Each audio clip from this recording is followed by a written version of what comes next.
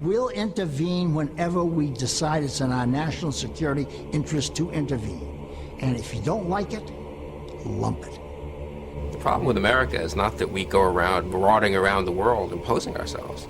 The problem with America in the last 10, 15 years since the end of the Cold War, really in the last 60 years, is that we've been too slow to get involved. I don't know how many Iraqi civilians were killed, but I can assure you that the number is the absolute minimal that it's possible in modern warfare.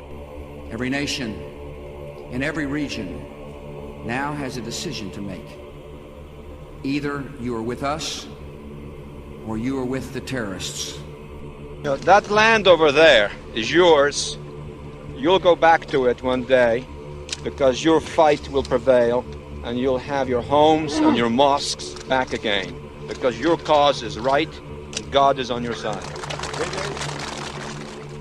Welcome to the darkened hour. Okay, good afternoon, Adam. Hey, good afternoon, Richard. So, Ayman al Zawahiri is dead. Again. Yet again. So, go on, Adam. Where are we going to start? What are you going to tell me about? In fact, let's talk about that, Adam. How do you want to start? Do you want to go through a biography of Ayman al Zawahiri? What's on your mind to talk about? Do you want to focus on the actual event of his death and what that means, what it doesn't mean? How do you want to start? Well, I mean, a short biography for those who don't know. Dr. Ayman al Zawahiri is a former emir of Al-Qaeda, and he was also the former co-emir of an Egyptian radical sect called Egyptian Islamic Jihad, who was behind many terrorist attacks in Egypt, including the assassination of Anwar Sadat and the attempted assassination of Hosni Mubarak, who took over as president after Sadat's death. Dr. Ayman al Zawahiri was arrested and jailed for, I think, 2 years. He was brutally tortured, and he became an informant for the Egyptian SSI, giving up a very dear friend of his named Isim al-Kamari, who actually was given the weapons to the Egyptian EIJ radicals who were in the army, and they killed Sadat with those weapons. Zawahiri then fled to Pakistan during the Soviet invasion of Afghanistan, and he worked at the Red Crescent Hospital, where he eventually met a young Saudi named Osama Bin Laden. And well, back up there, Adam. I don't think that's a well-known fact about Zawahiri, that he became an informant for the Egyptian police. And I didn't know it. I'm not sure if you knew it before. There was a particular book you read, wasn't there, of a fellow who knew Zawahiri, who disclosed that he was let out of jail and took the police round to the houses of his colleagues. Can you just elaborate on that point? Firstly, is that a well-known fact? no, it isn't. Did you know about it before you read this one particular book? No, I had not. I want to say it was he's a lawyer, and he was actually a friend to al Zawahiri named Montasir El Zayat.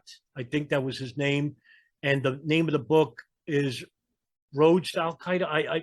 I'm sorry, that name escapes me, but no, yeah, it was like Roads to Al Qaeda or something like that. And it was one of the most important books I've ever read, because it's the only in-depth biography of this very shrewd and mysterious individual, Dr. Ayman al Zawahiri, and it comes from a very intimate background of a person who really was friends with him. But after the Sadat, a little bit about the story. Sadat is assassinated, and the Egyptian government, led by the State Security Investigation Services, the SSI, made mass arrests and arrested hundreds of people, even anyone that was suspected of being affiliated with these groups and families. They were all jailed. And there's a famous video, there was still on YouTube, and it's Associated Press, where you'll see a young Zawahiri speaking to the media throng outside the Torah prisons in the courtroom. Not Torah prison, but inside the courtroom. There's prisons inside the courtroom. And he's yelling and screaming about why we're here and they're torturing us. And there's a couple of videos showing even Khalid Islambouli, who was a lieutenant in the Egyptian army, who was the man who pulled the trigger on Sadat. Zawahiri, during when he was tortured, and he was tortured with electrodes, dogs biting his legs and arms, put the cigarettes out in his face. Brutal torture methods, by the way, just terrible. That he even states in his book Knights of the Prophet's Banner, that actually shaped him to be more anti-state against secular nationalism. And so he became much more militant because of it. But one thing that pushed him over the edge was when they were interrogating him, because they wanted Isam al-Kamari, because they arrested everybody else. Muhammad ibn Abd al-Faraj, who is the actual leader of Egyptian Islamic Jihad, and Khalid Islambuli. And they arrested, I think, it's like 10 others. But the big fish was Isam al-Kamari. And they knew Zawahiri was very good friends with him. And so Zawahiri, after numerous nights of torture, decided to work with the SSI. And one thing he did was he led them to a mosque that Isam al-Kamari was praying to, and that he was going to meet Zawahiri there. Instead, he was arrested. And this drove, and this is coming from Zawahiri's own testament, this drove Zawahiri to become somebody who would try in all his might to overthrow the Egyptian government. And so he did. Because after that, Zawahiri spent a couple of months at Tora prison, and then he was released because they found out that he was not directly involved with the assassination of Sadat. He had influence, but he was not directly. Okay, so, okay. I'm going to pause you again there, Adam. Sure, yeah. What was the fate of others in his position, his colleagues in there? Because one of the points that Sybil Edmonds made when she talked about seeing FBI files on Zawahiri and had presented this image of him at some point coming to really consciously work for this Gladio B NATO operation. So one of the points you made is, if you do something like that in Egypt, if you're involved with the assassination of a president, even if you're the equivalent of the T-boy, you don't come out of jail, right? That you're done, right? And Zawahiri walks out. So do you think that, one, that's consistent with the sentence given to other people in his position, or two, that him becoming an informant facilitated his release? And then, of course, if that's true, the question is, well, when did he stop being an informant? If we know he started, when did he stop? Or could we speculate that that relationship continued in some form from there on in, that even if he was ideologically committed to jihad and to turning Egypt into an Islamic state, to this revolution, that he also had to play both sides of that game and give up information at times to keep himself safe? What do you think of all that? That's a very good question, by the way. All right.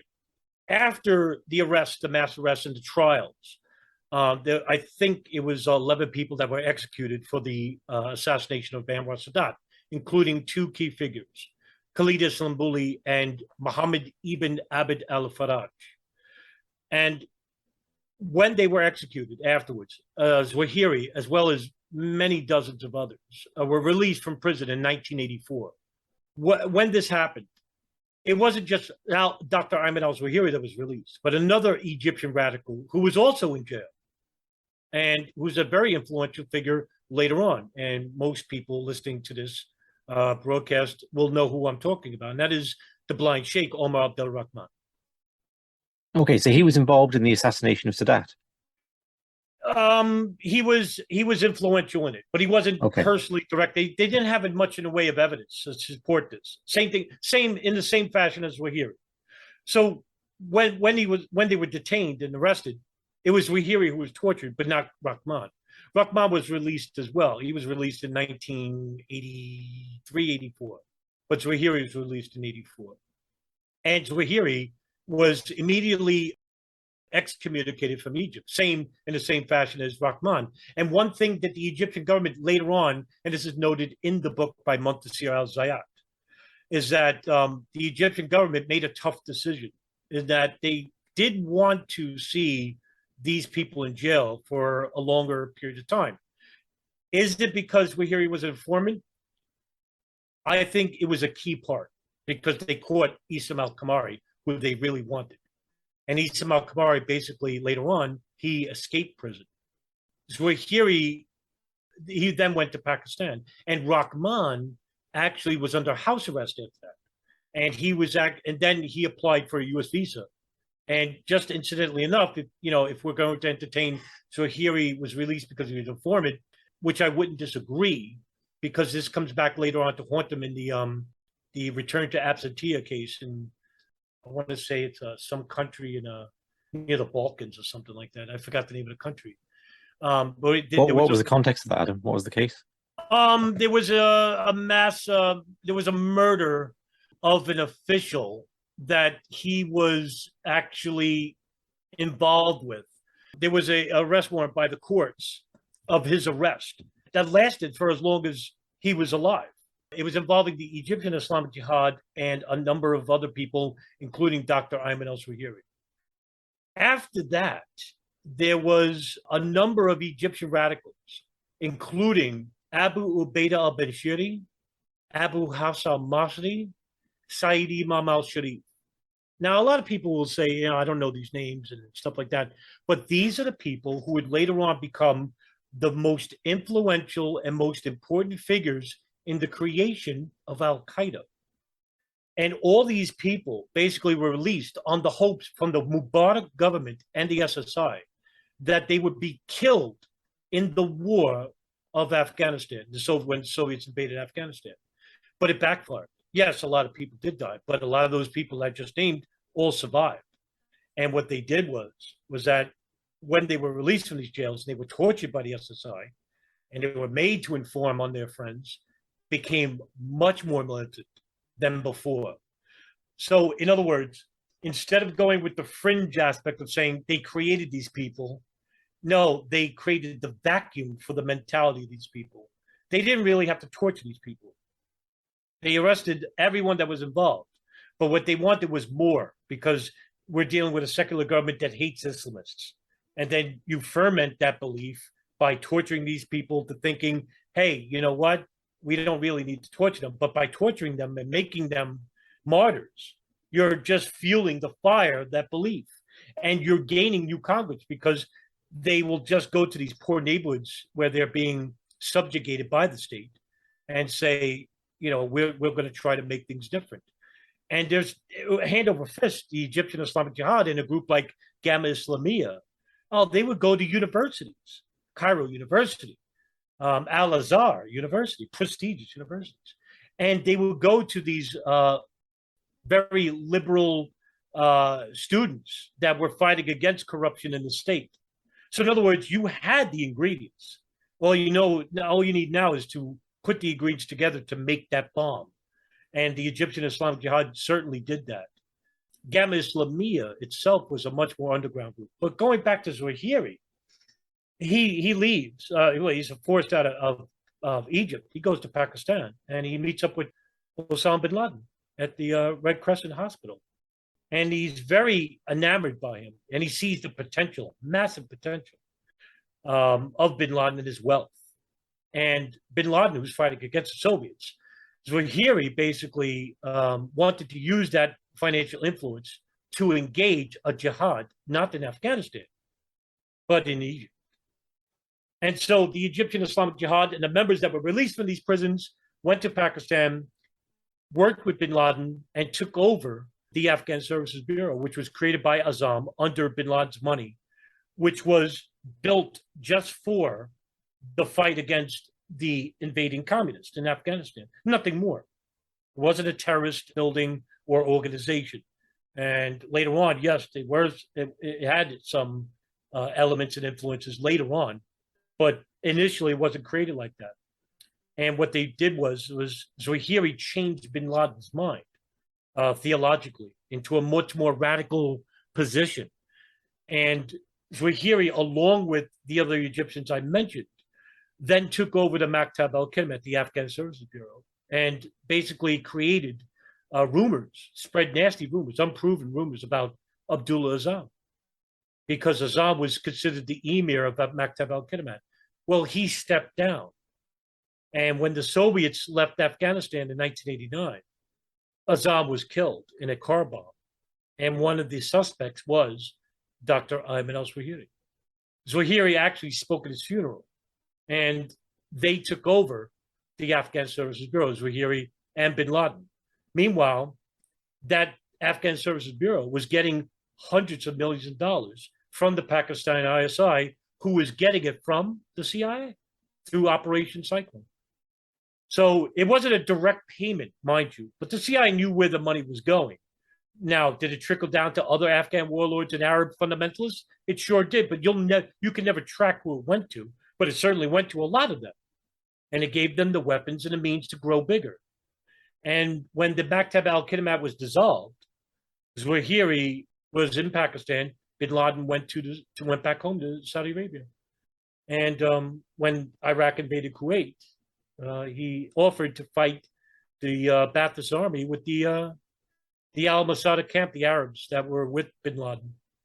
And they were shocked that he would even ask him because he couldn't pose a threat.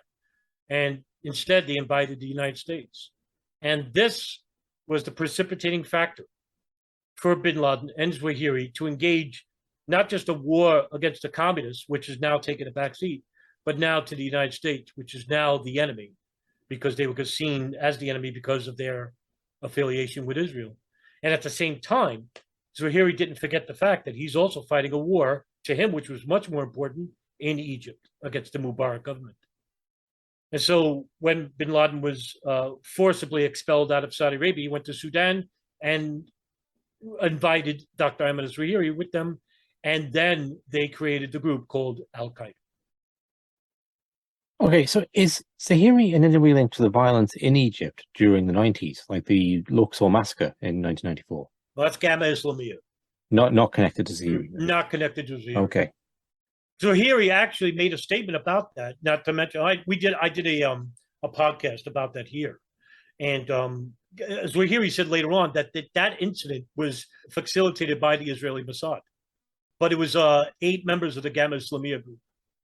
Okay, well, I think, and tell me if you think I'm right, I think there's an interesting book yet to be written about the Egyptian infiltration, the Egyptian security services infiltration of these Islamic groups, because I don't know if you know anything about that, but I don't know anything about that. And I don't think there's any kind of cultural barrier to prevent them from doing it. They certainly have the resources to do it.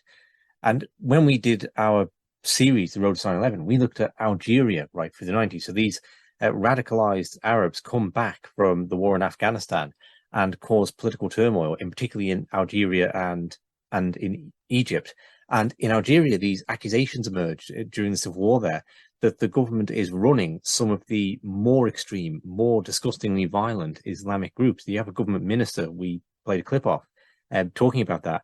And you can, presenting various evidence for it, like the massacres taking place near government soldiers and not near where the Islamists were, and so on, as a way of the secular government demonizing the Islamists in the country.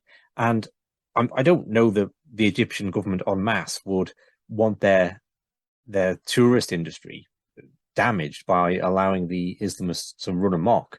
But it's certainly a way that there could be no better way of demonizing them. I don't know, if that's true, but we run into interesting incidents like with Imad Salem and the 1993 bombing of the World Trade Center, where Imad Salem, this Egyptian army officer, infiltrates this terrorist cell in New York.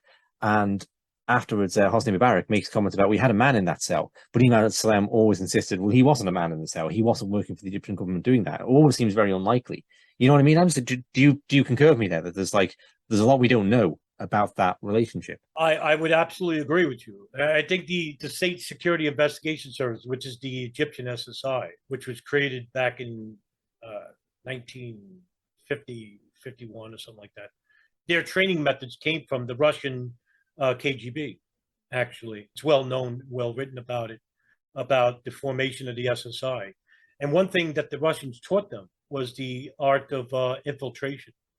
Not many people touch on this subject, and I can understand why. But to infiltrate these groups, and I think we discussed this before, it wouldn't be very hard, especially for the Arab intelligence services, who can infiltrate these groups and pass off as Salafists. The SSI is one of the oldest. They're no longer, they're liquidated back in 2010 or 11. But they are one of the oldest and most shrewd intelligence services in the world at the time. And there was an old saying by the United States CIA, if you wanted torture, you go to Jordan, but if you wanted to kill somebody, you go to Egypt. And one thing that like I said, the Russian KGB taught them was about the art of infiltration into subversive groups. And so when you bring up the idea or the notion that the SSI had indeed infiltrated groups like Gamma Islamiyah and Egyptian Islamic Jihad, yes, I would absolutely agree with that. I think there were informants at some level, but at the highest levels, it becomes much harder. And the reason why is because Gamma Islamiyah was an open group. Egyptian Islamic Jihad was a very closed group. And when that group was created, they were called Al-Jihad. And it was basically 10 to like 12 universities. They all knew each other from university. And these weren't like Al-Qaeda people, dumb and illiterate. These were very educated people. That's what separated them from a lot of like radical fundamentalist groups. These were very educated men. They are much harder shell to crack. But when they become a little bit bigger and the cell gets a little bit bigger, I would absolutely believe that there's at least, if it's not informants, it's people who are with the group who give legitimate information so that if there's an arrest of that person, that they could overlook it, whether for whatever crime it may be. It may not even be terrorist related. This is what happens to the mafia, La Cosa Nostra here in New York, where you have like certain members of like the Bonanno or the Gambino crime family that won't become an official informant, but they'll become information gatherers, or they'll give information for a get out of jail free pass or something like that. They'll have to get something in return. And I think that's the case with these Egyptian radical fundamentalist groups. Now, do we know for sure that, like say Ayman al Zawahiri was working for the SSI? Right now, that's a tough call because, like I said, there was an investigation into Zawahiri, and I named it wrong. I said return from Macedonia. It's called Returnees from Albania. And that was a massive criminal trial in the Egyptian military court. Just to give you a little background, because I said this wrong. The trial was one of the principal sources of the Egyptian groups like Gamma Islamiyah and Egyptian Islamic Jihad. The documents regarding that trial involved a high number of these people in the Egyptian Islamic Jihad. And they were involved with a lot of like bombings and assassination attempts in Egypt in the 1990s. And, a lot of people were killed. And a lot of people don't talk about this. It's huge because basically a lot of these people that survived the bombings, like from Gamma Islamiyah and Egyptian Islamic Jihad, later on were charged for these things, but they weren't brought to trial. So it makes you wonder why they weren't. And that's why I said to you, I don't dismiss it, because I do think at some like the lower levels, you had some agreement between the SSI and these fundamentalists. Okay, well, there's a certain economic logic to it, isn't there? Probably the mafia, and people say this about the Northern Irish situation too, the IRA, that people who are going to do well in those organizations, and by do well, I mean stay alive and out of jail for a long time, are going to be the people who cooperate, right? Because you imagine that's like a superpower as compared to anyone that doesn't. If you have law enforcement to some degree on your side. So the economic logic suggests that there are a lot of cooperators to some degree within these groups. Well, Egypt especially, it's more glaring because they were under a massive class warfare system that goes back to the early 1800s. I mean, corruption in the country was rampant. This is why it gave fuel to the fire, so to speak, for these Egyptian radical groups to begin with. And it started with the Muslim Brotherhood, but they were considered more liberal-minded later on. They reformed many times because of the pressure under the Nasser government, who arrested the hierarchy there. And later on, the Mubarak government. Sadat actually released these people because he saw the backlash and the pressure from the lower classes to release these people. And he wanted to appease them. And he wanted to bring back more type of financial foreign influence in the country. Israel, the United States, Russia. And what this did was create more foreign people to work in the country. Same thing as you brought up with Algeria through the French, where the Islamists saw this as a problem because they saw the state outsourcing their employment to non-citizens. And so you had a civil war. Well, that's what happened in Egypt as well. And so after the Muslim Brotherhood was seen as some organization that won't pressure the government to change its ways, these smaller, much more radical fundamentalist groups were created to do just that. And if it needed to bomb a governor's house or assassinate a mayor of a certain town, they'll do that. And these groups basically operated on precepts of not just Wahhabism, but also on political fear, terrorism, political terrorism. And so that's what gave the terminology of political Islam, or that, which is just basically another word for Salafism, Wahhabism, whatever you want to call it. Political Islam is basically a small little Wahhabi groups that basically will use terrorism as a means to enforce or to force the government to change their position. And so the Egyptian Islamic Jihad and the Gamma Islamiyah, even though they have differences in ideologies, but they'll work together to defeat a common enemy, and that is the Mubarak government. And they sure tried, but they failed in that regard.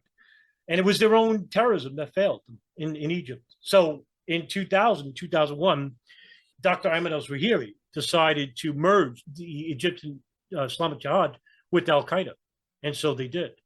That was seen in 1998 when they declared the second fatwa against the United States. One of the co-signers was Dr. Ayman al Zawahiri and Rafai Taha, who's the leading member of the Egyptian Islamic Jihad. And they saw the potential for bin Laden and the money that he had, and they wanted to engage two wars. And it's something that I mentioned because this is one of the precepts of the Egyptian Islamic Jihad, was that there was a near enemy and far enemy approach.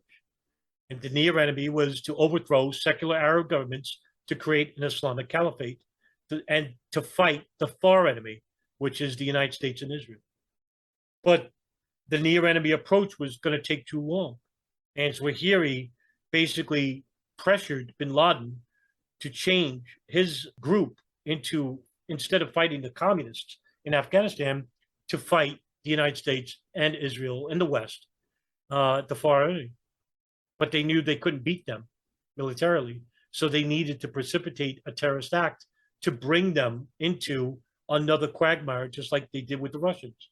Okay, so Zawahiri is implicated in the embassy bombings and the coal bombings throughout the 90s. Anything else with regard to the United States? By default, he's involved with the Millennium Plot. He's involved with the East Africa bombings and the September 11, 2001 attacks. There's actually a big arrest warrant for his arrest by the Southern District of New York, along with bin Laden, and also the warrant from the returnees from Albania as well. So you had a number of warrants regarding al Zawahiri. It would be also important to mention that according to Sibel Edmonds, that he was considered a Gladio operative or an informant. And I forgot the name of the country. This is something I forgot the name of the country he was in. It just escapes me. But he was in various European countries. Yeah, he might have a Swiss passport for a while. He might have had a Danish passport or had asylum there, like a false Danish passport.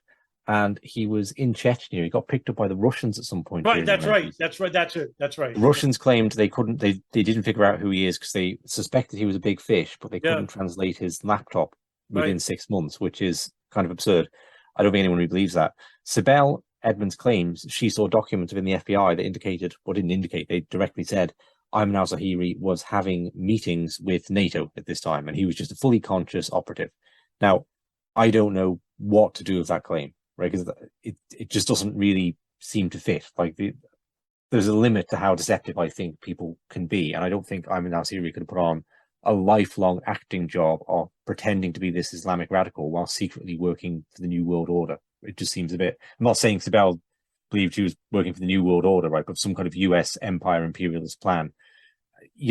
I don't know where to go with that. But the idea of like the wider Islamic Jihad being a Gladio type operation, so just people know what we're talking about there, where in Italy during the Cold War, right-wing operatives were engaging in acts of terrorism to pin them on the political left. But I don't think you had, in that sense, like that would be the equivalent of if you had some sort of false communist actor in Italy going around pretending to be a communist for years while secretly being a right-wing operative and living his whole life as a communist, setting up terrorist events. And you don't really see that, right? You don't really see these long-term acting operations. Right. Why I'm a bit cynical of them, right?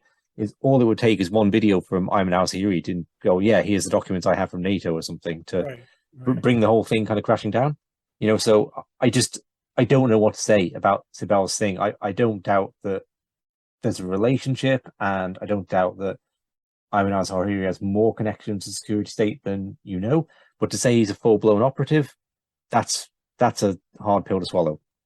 Yeah, I'm going to have to draw the line there, right? Because we really don't know. And now you just reinvigorated my memory. Yeah, he was actually detained in 1996 in Chechnya because you mentioned the country Chechnya. It's exactly right. But I think he was going under a different name. He was using a pseudonym. Yeah, he had various names. Yeah. Yeah, and I forgot the name of the name. But he was actually detained. And he actually stood in jail for 6 months, or like 6 months or something like that. But then he was released, and he was released because they couldn't decipher, I think, either the laptop or a letter he had or something like that. And yeah, it's like absurd to think. They sent it to Moscow, and they couldn't decipher it. But at the same time, they believed he was a big fish. Yes, but they didn't have any Arab speakers. That's in Russia. So yeah, I think I might have said something about this in a article I wrote about Ibn Khattab and a Chechen Islamic leader, where a letter was sent by Ibn Khattab to Muslim Islamists in the Balkans, where they don't release Ayman al Zawahiri to engage in terrorist operations or kill police officers wherever you find them. Now, whether that had any influence or not, I don't know. But he was released like in a half a year or something like that. And I'm wondering, like, they know who he is because this is coming at the heels of him leaving the Sudan, and he goes back to Afghanistan with Bin Laden. But he actually travels to Eastern Europe at this time. Now, what is he doing there? I don't know. Why didn't he just leave the Sudan with Bin Laden straight to Afghanistan? That was the case, because when the Taliban received Bin Laden, they only received Bin Laden and some of the Egyptian groups, but not Zawahiri, because he wasn't there at the airport, Kabul International. And at this time, yes, he was in the Balkans, he was in Chechnya, and he gets arrested. But why was he released, knowing full well who he is? And you damn well know that the Russians basically contacted the Egyptians saying, "Hey, we got the emir of the Egyptian Islamic Jihad here." I'm sure that was the conversation. And 6 months later, he leaves. Yeah, Sibel's reckoning is that they found it more interesting to follow him and see what he was up to, and by extension, see what NATO was up to. Well, isn't that interesting? Because that's what they did with Khalid al-Mihdhar and Nawaf al-Hazmi, didn't they? Well, that's what the CIA did. Yeah. Right. Yeah. So I think there's something in that, right? I really find it hard to go all the way with Sibel's claims, but I think there's something in that that's correct about why the Russians released him. Sure. I would be right in the middle of that. I agree with you. It's not as black and white, and it never usually is. But somewhere in the middle is actually the truth. I think he was an asset, not directly, maybe, but he was a valuable asset at that, because he has contacts within the most dangerous Islamist international group in the world. Not just one, but two of them. So yeah, it would behoove the intelligence services, domestic and foreign, to keep that contact alive, to see who else he's contacting and what he's doing and plotting. But at the same time, this guy is basically a danger to everybody else. Okay, so 9/11 happens, and Ayman al Zawahiri does not become the face of 9/11, which I suppose he could have done, really, as opposed to Bin Laden. He could have been co-equal in that. But he doesn't, and he remains a more obscure figure. Maybe there's a time where a lot of people would have sort of known the name, but that time comes to an end. And I think probably with the announcement of his recent assassination, a lot of people would have gone, "Who the F's that?" I don't think I remember, I think we did an interview on him a few years ago. I interviewed on him a few years ago, and I looked him up on YouTube, and there's been like one video made in 7 years about Ayman al Zawahiri. He really fell away from the public attention. And that one video was a news report saying, "Oh yeah, the intelligence services, they've got a lot of other concerns now. They're very concerned about ISIS, but they're still out to get Ayman. They're still looking for him." And at various times over the years, I think it was a couple of years ago, it was claimed he had died. In in 2006, there were 2 attempts to get him. I think they believe one was successful initially. According to The Guardian, in the drone attack then, they killed 76 children and 29 adults, but not Ayman al Zawahiri. So, yeah, well, what can you say about that?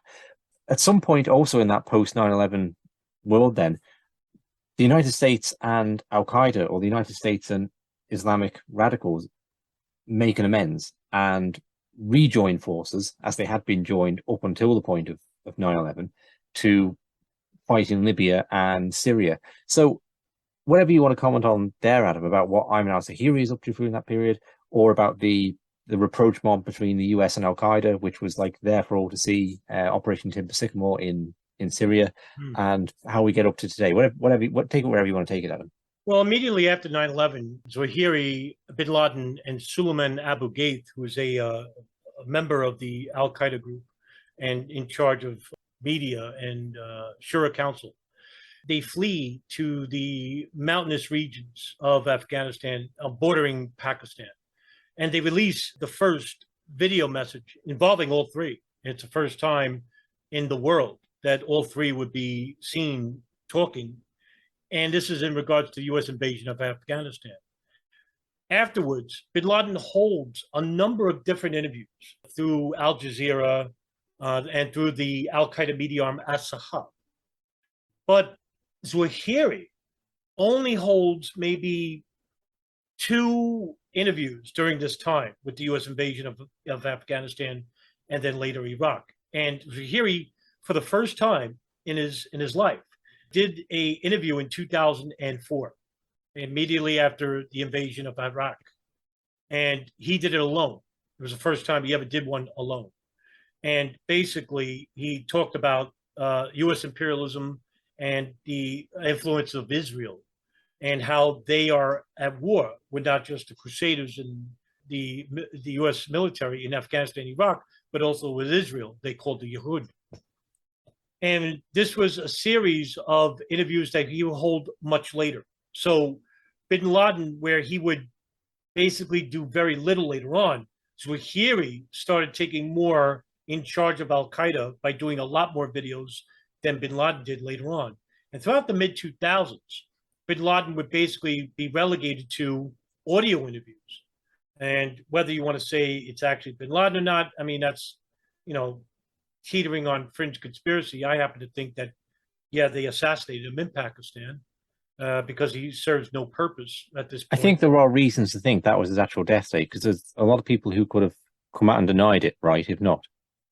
Right, sure. Like his wives and... Yeah, exactly. This is just to touch on that. There was a very important video that was found in Jalalabad in Afghanistan. Pakistan.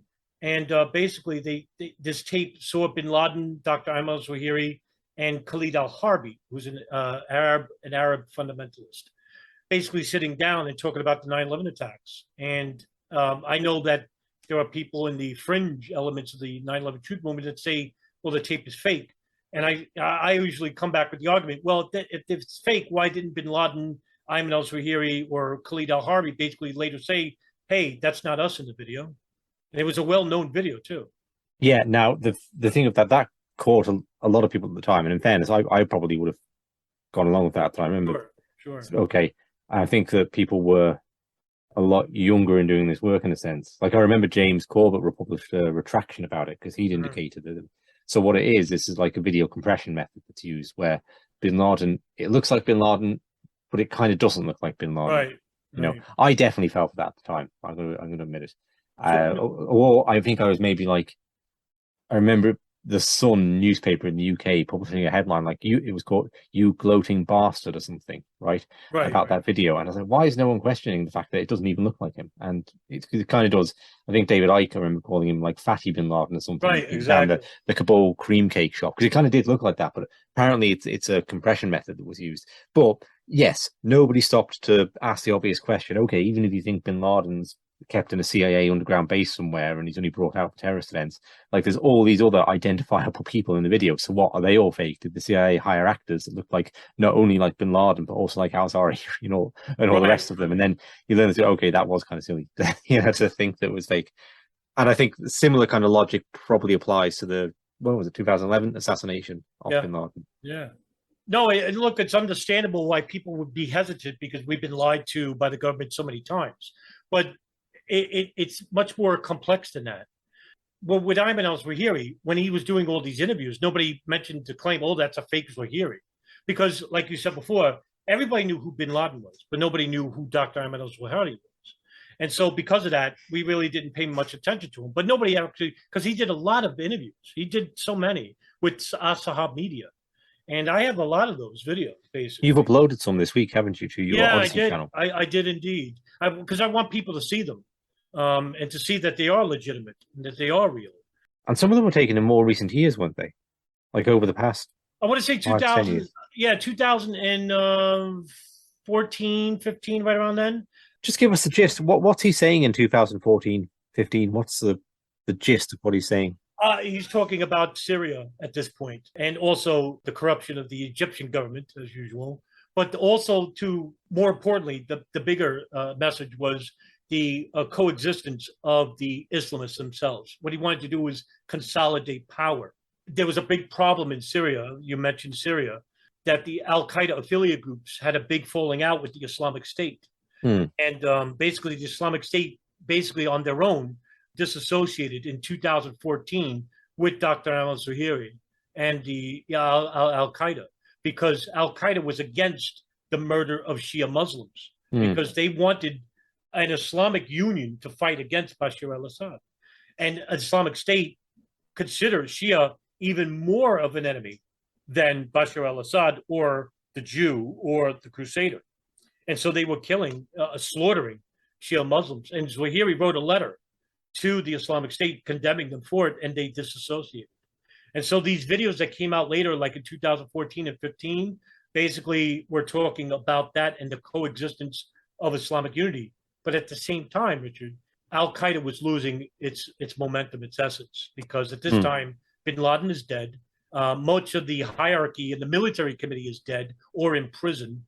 And the only ranking members that were alive at the time were Dr. Ayman al Zawahiri and Mohammed Al-Masri.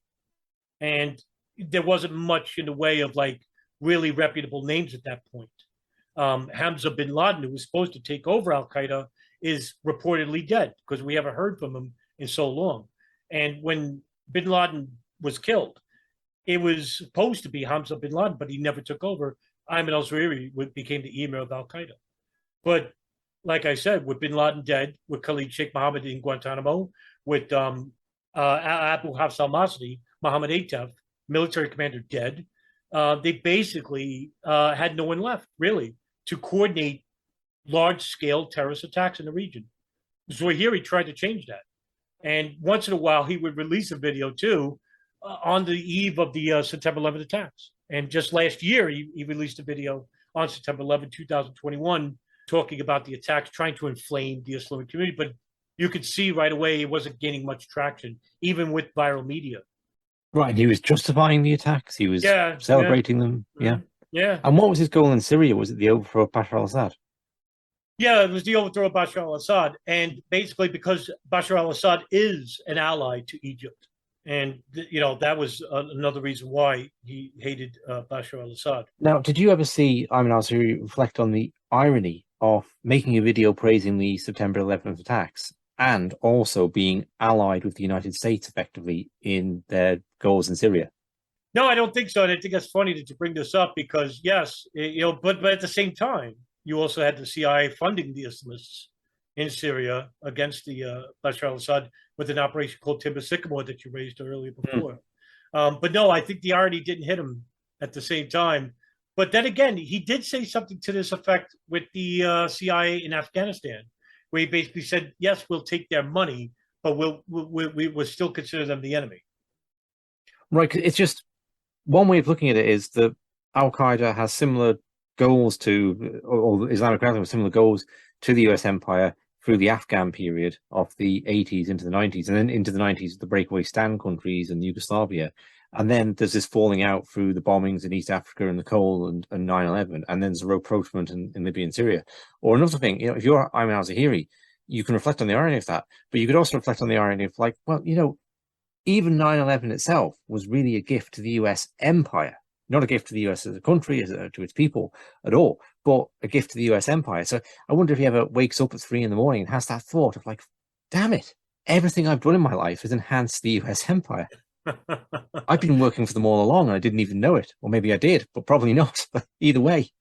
Yeah, this is a great point you raised. And by the way, Ali Soufan wrote the Black Banners, and he raised this issue, saying that Al-Qaeda basically underestimated the power of the American military.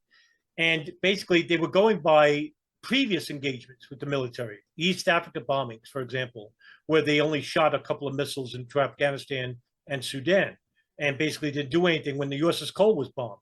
So when they took the fight to the United States, so to speak, to entice them to engage in a war in Afghanistan, then they realized, oh wow, the response is great. But I'm always torn about this, because how could they not realize that the American military was this great institution that they could crush Al-Qaeda at the same time? But Bin Laden basically said this in an interview with Taysir Alawani of Al Jazeera. And Scott Horton mentions this periodically, and he's one of the very few journalists to do so, where he basically said that Bin Laden was a genius in the fact that he knew he couldn't defeat the U.S. military. So he wanted to draw them, entice them into a long-gauge battle in Afghanistan against the Taliban and Al-Qaeda. And he thought that he could do that with the East Africa bombings. So with the Clinton administration, they didn't engage in that war. And he praised Clinton later on. His son another son of his, basically was interviewed and said that Bin Laden actually respected Clinton for doing that. But Bush was easy. And when the 9/11 attacks happened, they not just went all in Afghanistan, but they gave Bin Laden an extra gift. They went into Iraq. And what this did was basically twofold. Yes, it drew him to the longest war in U.S. history, and also trillions of dollars went to the military-industrial complex instead of the people. And that's something that Bin Laden said in Taysir Alawani's interview in 2002 with Al Jazeera. It's an interesting and far-sighted strategy. Scott Horton never really bought the idea that there was some deeper motive behind the Afghan war, right? That it was like, right. I don't know his exact thoughts on it, but I think he was pretty cynical that it was all about an oil pipeline, or it was all about the minerals that are supposed to be in Afghanistan, or gas pipelines, or whatever's lying in the Caspian Sea. I think, yeah, he was always cynical of that, and just thought it was just bureaucratic idiocy of the First Order driving the thing all the way. And I suppose if you look at it now, you'd have to say, well, that's the paradigm that played out. Yes, it's a paradigm that played out. And also, too, it gave a vacuum to these other Islamist groups that would later come out of these conflicts. And one such group was the Islamic State. With the liquidation of the military and the law enforcement in Iraq under Iraqi Provisional Law number 1 and number 2, which was ordered by L. Paul Bremer, of all people, a State Department Bush lackey, he basically gave a vacuum for these Ba'athists, who were secularist Arabs, to basically join with the Sunni Islamist groups and say, you see what the United States is doing, that's who we're fighting against. And the formation of the Islamic State and Iraq was basically under the influence of the Ba'athist police and military. And that's who trained the initial starting members of the Islamic State in Levant. That's what made up it initially. And there's a long theory about this that was posited by, the name escapes me, the book, and was a great book about ISIS. And basically said that ISIS was helped, not created by the state security services of Iraq or the United States, but that they facilitated it. In other words, they created that environment for them. And sure, yeah. Basically what they, and you know, if you want to say that they knew what they were doing, I wouldn't disagree with that, because you have like long-term foreign policy advisors that do think 5-10 years down the line. But I definitely don't agree that they didn't know. I think they exactly knew what they were creating. And so with that in mind, you know, Abu Musab al-Zarqawi, who is nothing more than a pimp and a murderer, now suddenly becomes, with the help of Bin Laden and Dr. Ayman al Zawahiri, by giving him, you know, a couple of $1,000, to help build these training camps in Iraq. All of a sudden, this group becomes a very large group that takes over Mosul, the capital, which shocked even ISIS at the time. They couldn't believe it. And then after that, they basically got disseminated. Al-Zarqawi's eliminated, and then Abu Bakr al-Baghdadi becomes the leader, and they have to start all over again. But just like with Zarqawi, he finds another enticing vacuum, this time in Syria. And he basically goes to Syria, and all of a sudden, out of nowhere, he becomes this small little diffraction group, and they become a huge multinational organization with the help of millions of dollars that were coming from the Timber Sycamore program. Whether it was directly or indirectly, it doesn't matter. But they became very influential. They took over the oil fields, and who bought the oil from them? The United States. And you see the videos. You could see videos of them, and they're proud to display these videos. Brand new Toyota trucks, brand new. Where'd that come from? Well, it couldn't come from Syria. The country's under, fire. Well, it came from the United States, who's buying the oil from these radical Islamist groups, while at the same time saving face and trying to bomb their outposts. But through the back door, through the CIA, through Jordan and Israel, they're basically funding these groups with Saudi money, Saudi weapons. And, that kept the war going. But, Baghdadi is actually killed, and, Islamic State's basically destroyed thanks to the Russians and thanks to the Iranians and the Quds force. And Zawahiri, he got, like I said, the Islamic State broke from Zawahiri, and he lost influence. And that was the beginning of the end.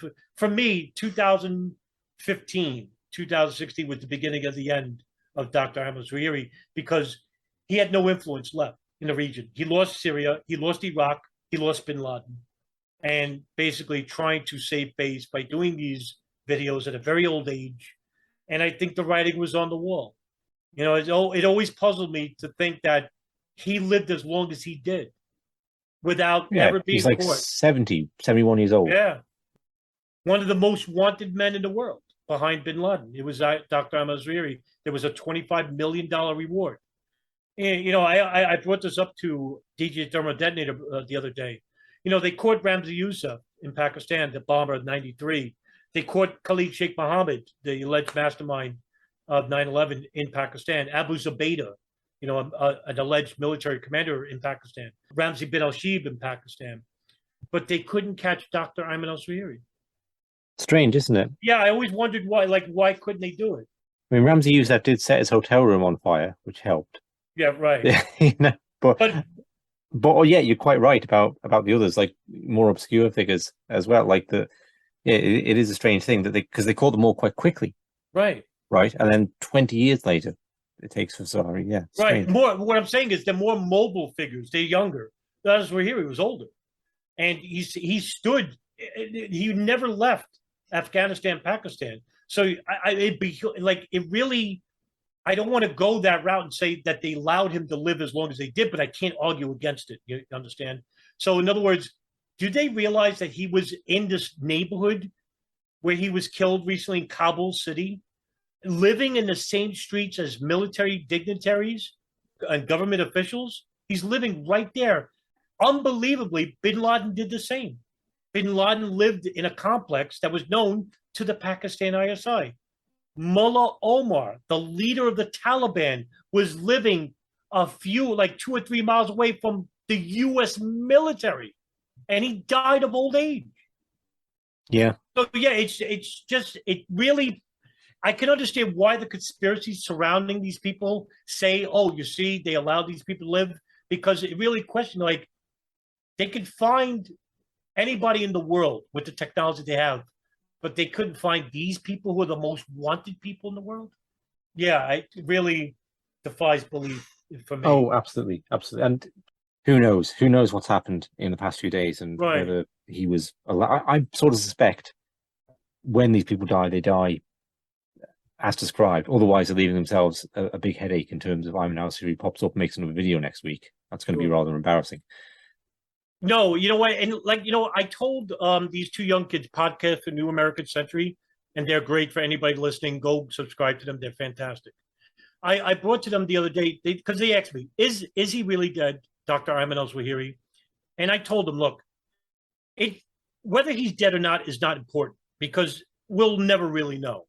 You know, allegedly, Dr. Ayman al Zawahiri was killed by 2 Hellfire missiles while he was standing outside his balcony.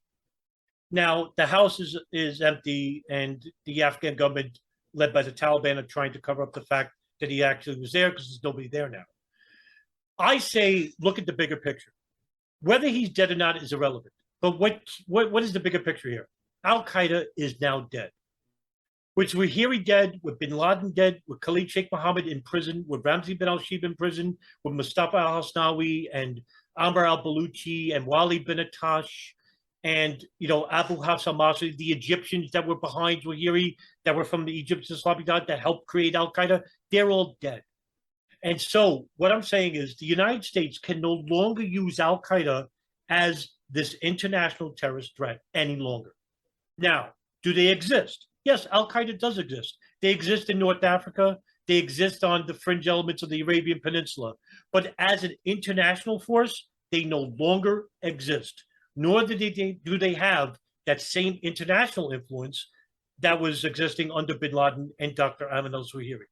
The death of al Zawahiri, to me, is much more influential, much more important than the death of Bin Laden. Bin Laden was a much more revered figure, but Zawahiri was a much more dangerous figure. He was much more important in terms of the essence of Al-Qaeda, the essence of terrorism, than Bin Laden was. Bin Laden basically was just the face, the financier. He wasn't a real, like, Wahhabi theologian in the same fashion as Zawahiri was. Zawahiri was much more influential in Egypt, too. And now with his death, this basically will cause the Islamist sects of like Egyptian Islamic Jihad and Al-Qaeda to basically take a few steps back in regression. And that's what I'm afraid to see, is that what will happen is the Pentagon and the State Department will find a new enemy now. And it just so happens that what are the Republicans pushing? Well, they're pushing a return back to the Cold War, China and Iran. Well, that was an interesting thing, Adam. I mean, the first news piece I saw was Sky News Australia on the death of al-Zawahiri. They had a chap on from the Foundation for Defense of Democracies, a neoconservative think tank, linking Al-Qaeda to Iran and saying, well, now Zawahiri's gone, these links are going to tighten up again with Iran. That wasn't the case back in the day. Of course, such groups are claiming it was back at the time of 9/11, that there was this initially Iraq Al-Qaeda connection, then switched to Iran Al-Qaeda connection.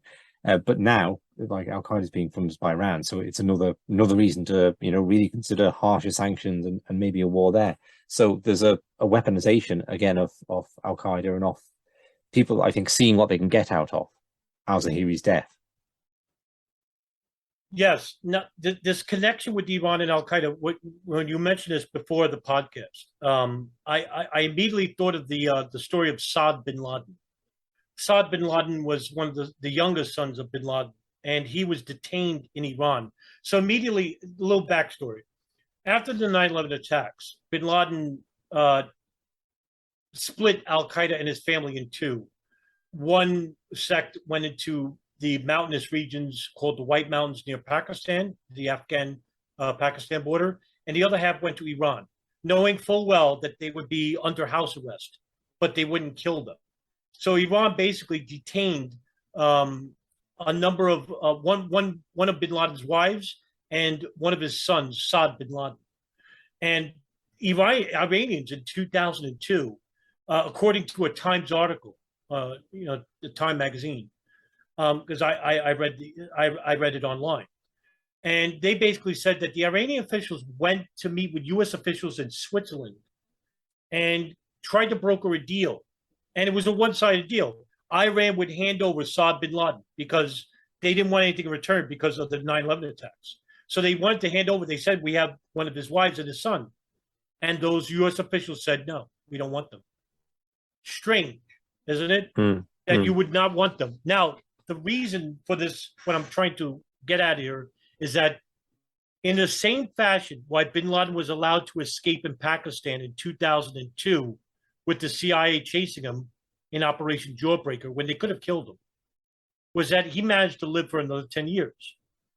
Now, the person who in charge of that program, Gary Bernstein, basically wrote a book called Jawbreaker, and he says this, that the State Department didn't want to kill bin Laden because he was much more valuable alive. And also, at the same time, they were sending military to Iraq. Now, why were they doing that? Well, they had to connect Al-Qaeda to Iraq. And with bin Laden alive, they can always do that.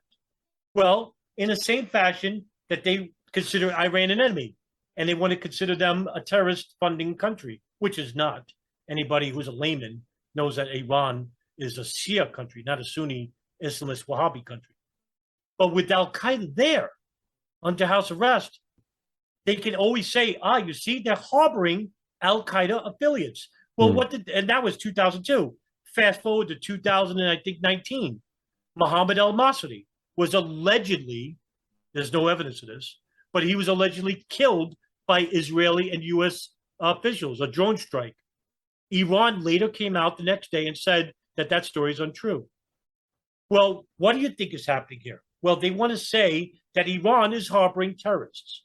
And they've been doing this all the way back to 2002 with Saad bin Laden. And so this is going to be a theme in the future. Now, like I said, anybody who's a layman knows that Iran and Al-Qaeda were at war. And that basically is not coming from my view. That's coming from bin Laden's own memoirs, which were captured when he was killed in Abbottabad. He written a diary. He was talking about Iran in the light that he didn't trust the Iranians with his family there. They thought they were torturing them. But he had no choice to split them because he didn't want them killed all in one area or that they were captured in one area. So because the United States were at odds with Iran, he felt that his family would be safe from being captured by the United States. That's the only reason why they went there. There's no affiliation, friendly affiliation between Al-Qaeda and Iran, but the State Department will tell you that, that's exactly the case. Israel will basically say the same thing, but they're lying. There is no direct affiliation with Iran. In the same light, there was no direct affiliation with Iraq. They lied about that too. But that didn't stop them from invading the country. Yeah, which is really interesting to see that this narrative is still going on 20 years later, connecting Al-Qaeda to any country but Saudi Arabia, really. Yeah, it defies belief. I mean, you've got to have people like, intelligence officials, former anyway, that came out later and saying that there is no connection. Why are they doing this? Well, of course, the influence is coming from, Iran, Israel, Saudi Arabia, because they have powerful lobbies. And with powerful lobbies comes money. And money will make people say and do, very nefarious things. Look, the past 2 years, people like Tucker Carlson and Sean Hannity, what are they doing? Well, they're telling your viewers over at OAN and Fox and Newsmax, hey, we need to invade Iran and we need to invade China. Yeah. Yeah, the left, the Democrats are pushing for war with Russia. Yeah, Ukraine, right, Russia. But, if it got, with the House and Senate up for grabs this November, if it turns red, don't be surprised if you see the change from Ukraine to China or Iran, or a mixture of both. And that you'll become less interested with Ukraine. Okay, Adam, any final thoughts on Al Zawahiri? No, not really. We covered a lot of ground there. We did. Which I'm glad to do. I'm very happy we did this, Richard, because he is a very important figure. And even when the story came out that he was killed, I expected to see the story last a longer time than it did, but it didn't. And basically, after like 2 days, it was not even trending anymore. Yeah, I think the real story is that no one cared about the story. Yeah, exactly. And just what a long time ago 9/11 was now. Not even in terms of years, but in terms of world events. I even think if this had happened in 2019, it would have been a bigger story. But in the post-COVID world, those days are over. Yeah, isn't that your warning to me? A couple of years ago, you said that COVID has now taken over 9/11. Yeah, well, yeah. You were right. Okay, thank you very much, Adam. Next week, we're going to talk about another seminal figure of the terrorist 9/11 era, Alex Jones. Alex Jones. So we're going to have a chat about what's going on there and the implications of it, I think, for I can't wait for more that. widely. Yeah, enjoy that too. I don't know how much of the trial I'll get through. I'm not promising I'll watch the whole thing, right? But I'm sure parts of it are very entertaining indeed. Good luck. It's like watching the sun. Thanks, Adam. Thank you, Richard.